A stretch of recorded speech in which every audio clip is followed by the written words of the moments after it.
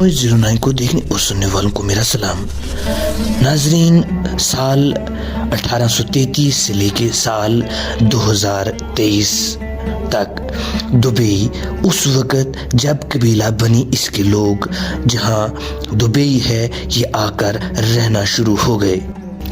اس وقت یہ جگہ مکمل ریگستان تھی اور یہ ابو دھابی کے کنٹرول میں تھا۔ دبئی اس وقت مچھواروں کا ایک گاؤں کہلاتا تھا۔ 1894 میں کچھ تاجر دبئی میں بسنا شروع ہو گئے کیونکہ یہاں تاجروں کے اوپر بہت کم ٹیکس لگتا تھا۔ اس وقت دبئی میں اس کے علاوہ مچھلی پکڑنے کے علاوہ اور کوئی کام نہیں تھا۔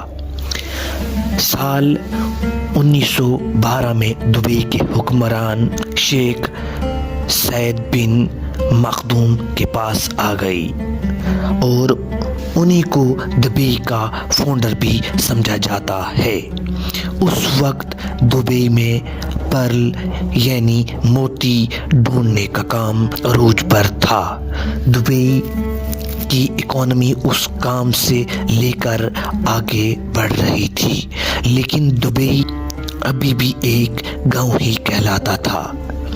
1958 کی بات ہے جب دبئی کے حکمران شیخ راشد بن سید المخدوم بن گئے۔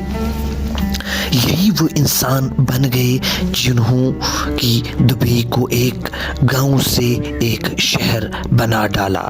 انہوں کی دبئی کریک جہاں بحری جہاز آ کر رکتے تھے اس کے گہراؤ کرنا شروع کر دیا۔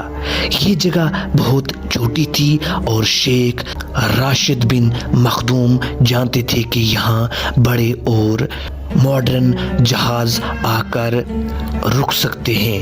انہوں نے اس پروجیکٹ پر بہت زیادہ پیسے لگا دیے۔ یہ دبئی کی سالانہ آمدنی سے بھی بہت زیادہ پیسے تھے۔ اس کے لیے انہوں نے قرضہ بھی لے لیا۔ یہ ایک دبئی کے لیے بہت بڑا رسک تھا، لیکن شیخ راشد جانتے تھے اس پروجیکٹ سے دبئی کی اکانومی پر بہت زیادہ اثر پڑے گا اور دبئی میں بڑے سائز کے بحری جہاز آ کر رکنے لگے۔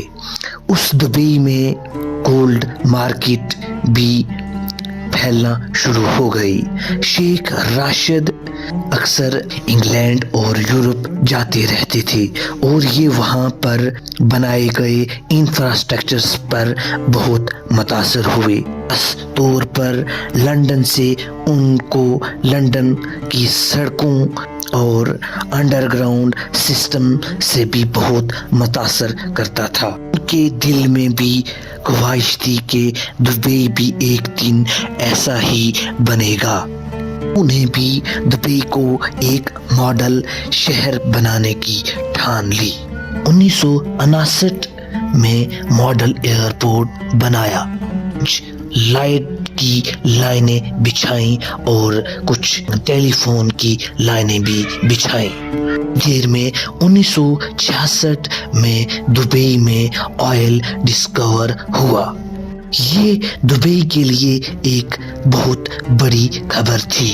جیسے ہی تیل سے کچھ پیسے آنے شروع ہو گئے تو 1979 میں بلڈنگز کا کام شروع کر دیا۔ شیخ راشد بن المخدوم۔ آج جو ہم دبئی کی سڑکیں دیکھ رہی ہیں، اونچی اونچی عمارتیں دیکھ رہے ہیں، لیکن ایک مسئلہ تھا کہ کچی مٹی پر اتنی بڑی بڑی بلڈنگ کیسے بنائیں۔ اسی دوران شیخ راشد بن المخدوم نے اس کا حل بھی ڈھونڈ لیا۔ دبئی کے اطراف پہاڑ وی شیپ میں بنے ہیں، یعنی یہاں کبھی ضرور پانی موجود ہوگا اور وہاں کی انجینئرنگ ٹیم کو لگا دیا گیا کہ پانی ڈھونڈا جائے۔ تو اونچی اونچی عمارتیں دبئی میں دکھ رہی ہیں، یہ اس پانی کا کمال ہے۔ ان میں سے ایک برج خلیفہ بھی ہے۔ دبئی میں بہت ساری فری زون بھی ہیں۔ دبئی میں ابھی بھی وہ سہولت ہے جو دنیا کو اپنی طرف لے کر آتا ہے۔